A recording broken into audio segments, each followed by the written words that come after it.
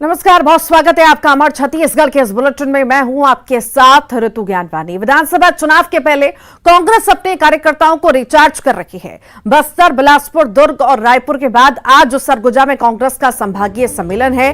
अंबिकापुर के निजी होटल में कार्यक्रम का आयोजन होगा और इस सम्मेलन में सीएम भूपेश बघेल, कांग्रेस प्रदेश प्रभारी कुमारी शैलजा सहित संभाग के मंत्री, विधायक, पार्टी पदाधिकारी और कार्यकर्ता मौजूद रहेंगे। बैठक में कार्यकर्ताओं को चुनावी टिप्स भी दिए जाएंगे।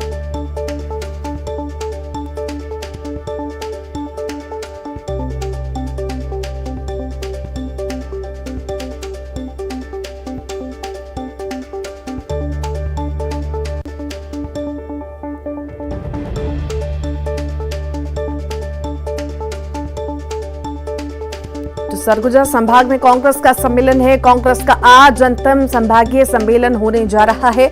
बड़ा खास होगा, जिसमें पदाधिकारी, कार्यकर्ता, मंत्री, सभी दिग्गज भी शामिल होंगे। मुख्यमंत्री भूपेश बघेल भी इस सम्मेलन में शामिल होंगे। पार्टी के दिग्गज नेता कार्यकर्ताओं को चुनावी टिप्स देंगे। बैठक में सीएम भूपेश बघेल, कुमारी शैलजा भी शामिल होंगे। आज सरगुजा संभाग में कांग्रेस का सम्मेलन होने जा रहा है।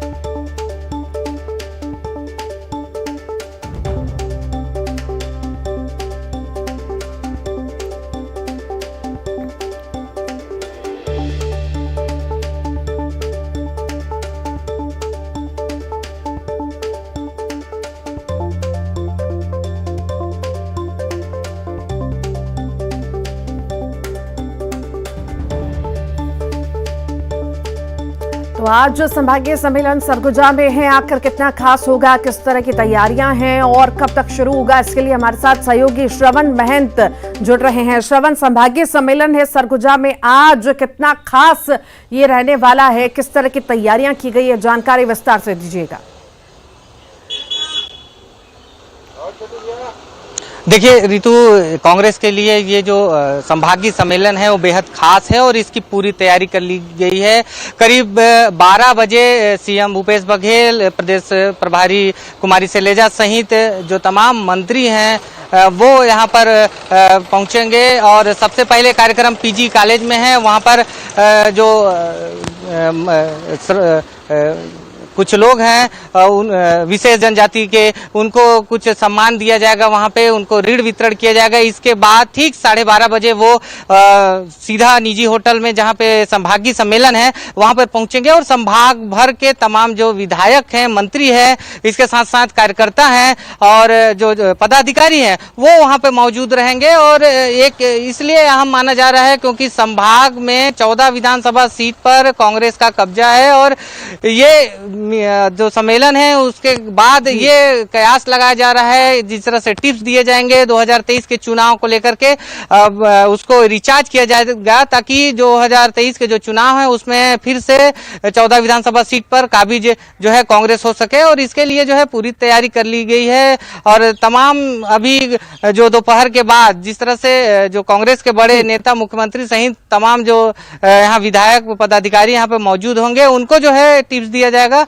और ये कहा जा सकता है कि जो 14 विधानसभा जो क्षेत्र है, इसमें जितने विधायक हैं पुनः एक बार जीत करके जो है जीत का दावा तो कर ही रहे हैं। तमाम जो मंत्री यहाँ पर पहुंचे हैं, जैसे अमरजीत भगत की कल बात की जाए तो उनका कहना था कि 14 विधानसभा सीट में पुनः हम काबिज रहेंगे, इस मीटिंग से बहुत फायदा होगा। तो उनका जो नजरिया है, संभागीय सम्मेलन और कार्यकर्ताओं को टिप्स भी दिए जाएंगे दिग्गजों द्वारा।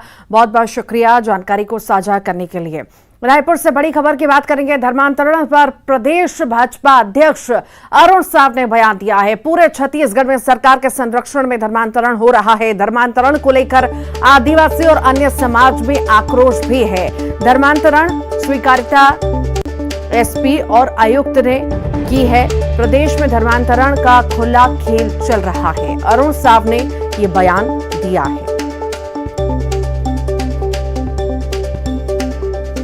आज जिस प्रकार से पूरे छत्तीसगढ़ में राज्य सरकार के संरक्षण में धर्मांतरण हो रहा है, जिस प्रकार से धर्मांतरण की स्वीकारोक्ति चाहे आयुक्त ने हो, एसपी ने हो की है, जिस प्रकार से धर्मांतरण को लेकर आदिवासी समाज में जो आक्रोश पनपा है, अन्य समाज में आक्रोश पनपा है, वो ये बताता है कि राज्य के भूपेश बघेल के संरक्षण में ही ये धर्मांतरण का खुला खेल चल रहा है।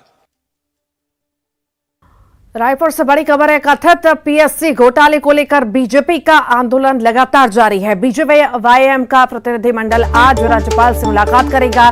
बीजेवाईएम प्रदेश अध्यक्ष रवि भगत के नेतृत्व में राजभवन जाएंगे। घोटाले की जांच की मांग को लेकर राज्यपाल को ज्ञापन भी सौंपेंगे। सुबह 11 बजे राज्यपाल से मुलाकात करने प्रतिनिधिमंडल पहुंचेगा।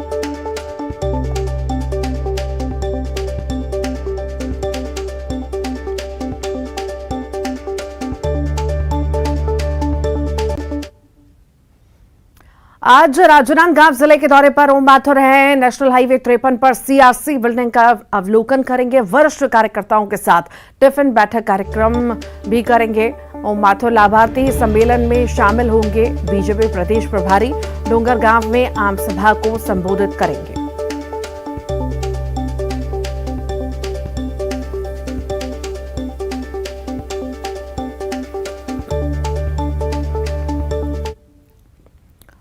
सिवनी की बात करेंगे, जहां पर नेशनल हाईवे 44 पर चलते ट्रक में भीषण आग लगी है। ट्रक ड्राइवर ने अपनी कूदकर जान बचाई। आग लगने का कारण फिलहाल अज्ञात है। आग से लाखों का नुकसान भी हुआ है। चना लेकर अमरावती से नेपाल बॉर्डर ये ट्रक जा रहा था। छपारा थाने के बंजारी घाटी के पास देर रात की ये घटना है। दमकल ने कड़ी मशक्कत के बाद आग पर काबू पा लिया है।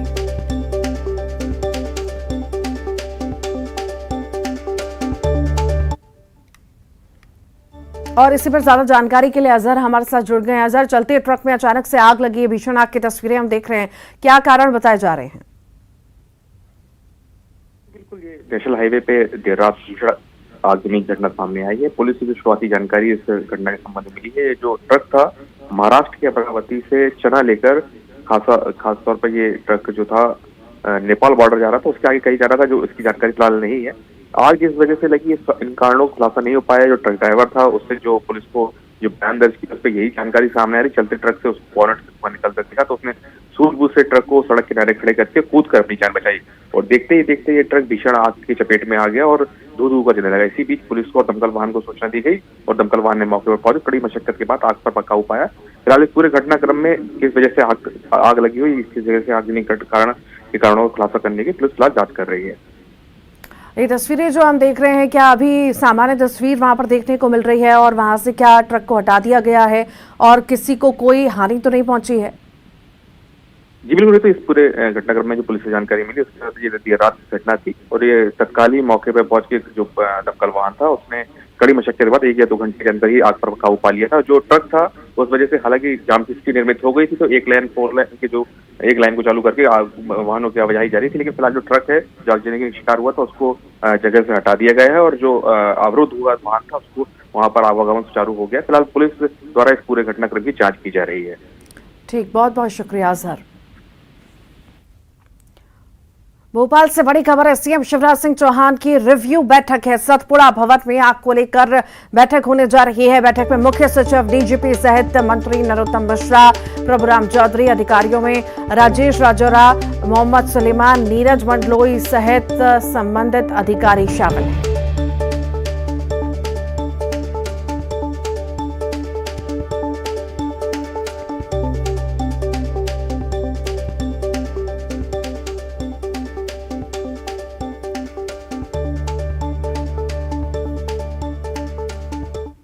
और इसी पर ज्यादा जानकारी के लिए हमारे साथ सहयोगी वासु जुड़ गए हैं। वासु, सतपुड़ा भवन में आग लगी और इसको लेकर के रिव्यू बैठक मुख्यमंत्री शिवराज सिंह चौहान करने वाले हैं। कब ये बैठक होगी, कौन कौन शामिल होगा और क्या कुछ रहेगा इसमें खास? अपडेट ये है कि मुख्यमंत्री निवास में बड़ी बैठक चालू हो गई है। सतपुड़ा भवन में जो अग्निकांड हुआ था उसको लेकर बड़ी बैठक शामिल जो है वो शुरू हो चुकी है और जिसमें गृह मंत्री नरोत्तम मिश्रा, स्वास्थ्य मंत्री प्रभुराम चौधरी समेत विश्वास सारंग, एसीएस राजेश राजौरा, मोहम्मद सुलेमान और तमाम जो आला अधिकारी हैं वो बैठक में शामिल होने पहुंच चुके हैं। और इस वक्त हम सतपुड़ा भवन के सामने खड़े हुए हैं। एक और जहां मुख्यमंत्री शिवराज सिंह चौहान पूरी जो आगजनी की घटना हुई है उसको लेकर रिव्यू मीटिंग कर रहे हैं, तो दूसरी ओर लगातार जो थोड़ा थोड़ा धुएं का गुबार उठ रहा है उसे उसे पूरी तरह से यहाँ पर खत्म करने का, उसे रोकने का जो काम है वो यहाँ पे शुरू हो चुका है। आग पर तो पूरी तरह से काबू पा लिया गया है, लेकिन जिस तरीके की संभावना व्यक्त की गई थी कि अंदर अभी भी कुछ ऐसी ज्वलनशील चीजें हो सकती हैं जो अंदर ही अंदर सुलग रही हो, और उसी के कारण ये पूरा जो धुआं है वो अभी उठता हुआ यहाँ पर दिखाई दे रहा है। तो अब उसको बुझाने का काम किया जा रहा है। अच्छी खबर यह है कि जो अभी तक फ्लोर्स के बाहर से आग को बुझाने का काम चल रहा था, लेकिन अब आग पर काबू पा लिया गया है। तो जो फायर ब्रिगेड की जो टीम है वो अंदर भी पहुंच गई है, उन जगहों पर पहुंच गई है जहां से ये पूरी आग भड़की थी, और अब हमें अंदर से भी कुछ पानी की बौछारें बाहर की तरफ आती हुई भी दिखाई दे रही है। तो ये एक बड़ी खबर यहाँ पर है कि जो टीम्स है वो अब अंदर फ्लोर पर पहुंच चुकी हैं। जब थोड़ी देर पहले भोपाल कलेक्टर से मेरी बात हुई थी तो उन्होंने भी इस बात की जानकारी दी थी कि अब फिजिकल वेरिफिकेशन के लिए जो टीम्स हैं वो अंदर जाएंगी और अंदर जाकर ये देखेंगे कि कहीं पे अब आग तो नहीं है या ऐसी कोई स्थिति तो नहीं है कि दोबारा आग भड़क सके, तो उसको पूरी तरह से यहाँ पर खत्म किया जाएगा। दूसरी ओर महत्वपूर्ण बैठक मुख्यमंत्री शिवराज सिंह चौहान की अध्यक्षता में जो समीक्षा बैठक है, जो रिव्यू बैठक है, वो भी चल रही है, जिसमें इस पूरी आग के कारणों को लेकर और इस पूरे मामले की किस तरीके से जांच आगे बढ़ेगी इसको लेकर बातचीत होगी। और इसके साथ ही कल रात से यानी कि बीते 17 घंटे से जो एक बड़ा ऑपरेशन चल रहा है आग को बुझाने के लिए, उसमें किस तरीके से काम किया गया इसकी जानकारी भी जो अधिकारी हैं, जो मंत्री हैं, वो मुख्यमंत्री शिवराज सिंह चौहान को देंगे। एसीएस जो राजौरा है वो भी थोड़ी देर पहले यहां पर पहुंचे थे और उन्होंने इस बात को स्पष्ट किया कि जब ये धुआं निकलना और जो स्थिति है वो पूरी तरह से जब कंट्रोल हो जाएगी उसके बाद वासु, एसीएस ने कहा था कि जांच जल्द शुरू होगी। एसीएस का कहना था जल्द जांच शुरू होगी। आखिर क्या लगता है, क्योंकि अभी भी तस्वीरें जिस तरह से आप दिखा रहे हैं धुएं का गुबार कहीं ना कहीं नजर आ रहा है, तो क्या अभी और ज्यादा समय लग सकता है जांच शुरू होने में? निश्चित तौर पर देखिए थोड़ा सा समय अभी और लग सकता है, क्योंकि धुआं जो है वो अभी भी निकल रहा है और इसे पूरी तरह से शांत करने के बाद ही जो जांच दल है वो अंदर पहुंचेगा और वहां पे बारीकी से जांच की जाएगी। लेकिन इससे पहले मैं आपको एक बड़ा अपडेट दे दूं, सतपुड़ा भवन के कर्मचारियों से हमने अभी बातचीत की तो उन्होंने बड़ा गंभीर बयान दिया है। उन्होंने कहा है कि ये जो इतनी बड़ी बिल्डिंग है यहाँ पर जितने फायर सेफ्टी प्रिकॉशंस होने चाहिए थे, जो उपकरण होने चाहिए थे, जो चीजें होनी चाहिए थी वो नहीं थी, और जब थर्ड फ्लोर पर आग लगी उसके बाद आग पर काबू नहीं पाया जा सका। फायर ब्रिगेड जब तक पहुंचती, जब तक आग जो है वो काफी ज्यादा बढ़ चुकी थी, और यही वजह रही कि करीब करीब 3 पूरे के पूरे फ्लोर्स को इस आग ने अपने कब्जे में ले लिया और बड़े पैमाने पर यहां पर नुकसान की भी आशंका है। तो जब जांच दल इस पूरे मामले की जांच करेगा तो ये पहलू भी बहुत महत्वपूर्ण होगा कि जो एक स्टैंडर्ड प्रोटोकॉल्स रहते हैं फायर सेफ्टी को लेकर वो बिल्डिंग में थे या नहीं थे, और अगर थे तो वो ठीक। बहुत बहुत शुक्रिया वासु जानकारी को साझा करने के लिए। आगे बढ़ते हैं, रायपुर से बड़ी खबर की बात करते हैं। अपार्टमेंट में गोली चलने का यह पूरा मामला है। राइफल से गोली चलाई गई थी, प्रोफेशनल शूटरों ने फायरिंग की थी, पुल के ऊपर से गोली चलाई गई थी। 3 किलोमीटर दायरे के सीसीटीवी फुटेज भी खंगाले जा रहे हैं। जांच में पुलिस को 9 संदिग्ध कार में मिले हैं। वीआईपी करिश्मा अपार्टमेंट फ्लैट नंबर 502 में गोली चली थी और अब सीसीटीवी फुटेज भी खंगाले जा रहे हैं।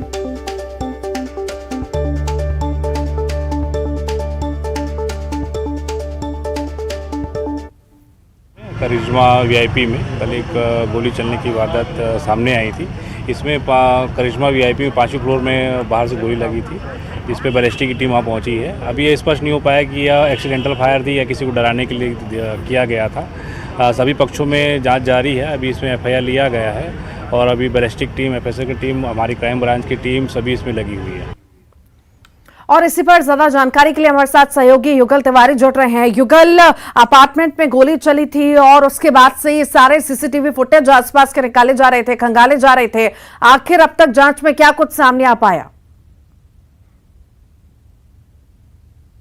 वहाँ पर बैलिस्टिक की टीम पहुंची थी, एफएसएल के पुलिस के आला अधिकारी पहुंचे थे और लेजर से जांच भी हुई कि गोली किस दिशा से चली है और कहां गोली निकली है। लेकिन यह है कि अभी तक कारतूस जो खाली खोखे हैं वो बरामद नहीं हुए हैं, इसलिए जांच में थोड़ी दिक्कत जरूर हो रही है। लेकिन पुलिस 3 किलोमीटर के रेडियंस में तमाम जो सीसीटीवी फुटेज हैं उसे खंगाल रही है। 9 ऐसे कार हैं जो सस्पेक्टेड हैं, उसकी पड़ताल और तेज कर दी गई है। और बड़ी बात यही है कि जो करिश्मा अपार्टमेंट है उसके पैरेलल कोई भी भवन नहीं है, कोई भी अपार्टमेंट नहीं है, सीधा एक ब्रिज है। तो अनुमान यही लगाया जा रहा है, आशंका यही व्यक्त किया जा रहा है कि राइफल से गोली दागी गई है और यही वजह है कि जो सुटेरे हैं वो हो सकता है कि वो पेशेवर सुटेरे हों। और आखिर एक गोली क्यों चलाई गई थी, किसी को धमकाने के लिए या फिर एक्सीडेंटल फायर है, तमाम तरह के जांच है पुलिस अभी कर रही है। और यहाँ पर सबसे चौंकाने वाली बात यही है कि लगभग जो अपार्टमेंट है उससे ब्रिज की दूरी काफ़ी है।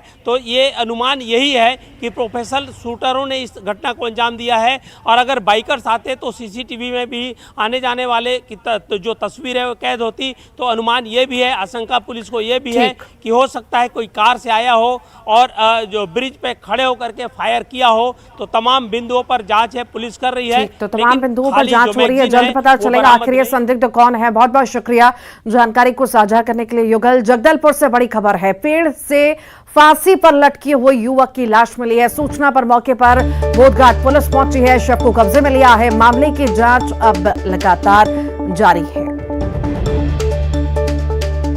जगदलपुर की हम बात कर रहे हैं, जहां पर पेड़ से फांसी पर लटकी मिली है युवक की लाश। सूचना पर बोधघाट पुलिस भी पहुंची है। मामले की जांच पड़ताल जारी है कि आखिर युवक कौन है और क्यों फांसी लगाई गई।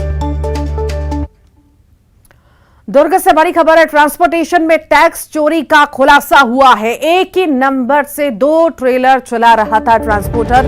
पुलिस ने दोनों ट्रेलर को जब्त किया है। भिलाई 3 थाना क्षेत्र का ये मामला आपको बता रहे हैं। तो एक ही नंबर से 2 ट्रेलर ट्रांसपोर्टर चला रहा था। पुलिस ने दोनों ट्रेलर को जब्त कर लिया है और ये कार्रवाई की गई है। फिलहाल इस पूरे मामले में जांच पड़ताल जारी है। भिलाई 3 थाना क्षेत्र का ये पूरा मामला आपको बता रहे हैं। और इसी के साथ ही अमर छत्तीसगढ़ के बुलेटिन में इतना ही।